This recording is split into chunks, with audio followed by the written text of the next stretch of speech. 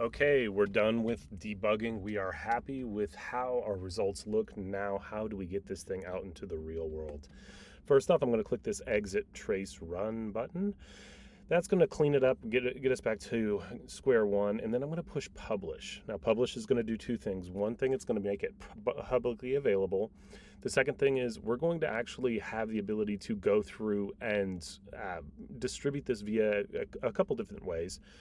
First thing, obviously, API is going to be first. Most people are going to be calling workflows directly through the API interface. We work completely headless, so if you send over the files or whatever properties and parameters, you'll see that those are listed, nested inside of here. And basically, these are going to be the underlying elements as far as whatever properties and parameters. Those are going to be pre-populated for you on the source code here. Now, when we think about how else elements are going to be invoked, basically there are a couple different options.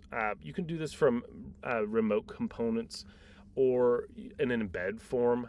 And then really when we think about an embed form, we've already created this embed form for you, but if not, there's going to be create new embed form.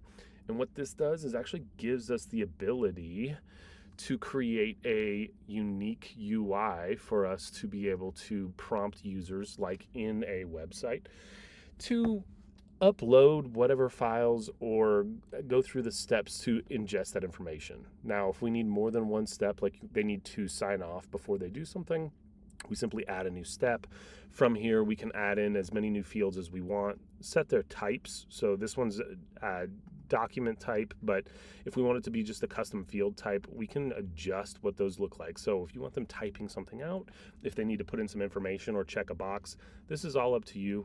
You have the ability to do that. And then going further than that, if you don't love our color scheme, you can go in and you can adjust the styles. So if we want to adjust the fonts, we want to adjust the width or the height, basically this is yours to customize. The entire point of this is going to be, hey, we got to get the information in somehow. This form is a great way to do so. Basically, it ties directly and correlates directly to the workflows. Pretty simplistic. And then it gives us a nice little interface that all we have to do is choose the files like this. And then it'll actually go through the same workflow that we ran through. So we won't do that again. But effectively, the workflows that are going to be called behind the scenes are all based off of this form. So the form's just a nice UI way of being able to ingest information when it comes to the RFPs. And then from there, we'll process it and give them a nice user message while behind the scenes, we're doing whatever we want to do. So that quote's getting created, or the opportunities are getting created in this case. Behind the scenes, while the user has uploaded their information, we can upload statuses in our CRM. We can start a configuration. We can really do anything that the workflows are created for.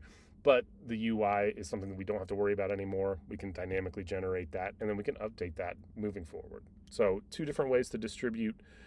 Basically, we want to either do an API ingestion where you're calling out through a custom application, or if you want to embed a form. Both of those are available to you, and they're turnkey options ready to go right when you build that workflow.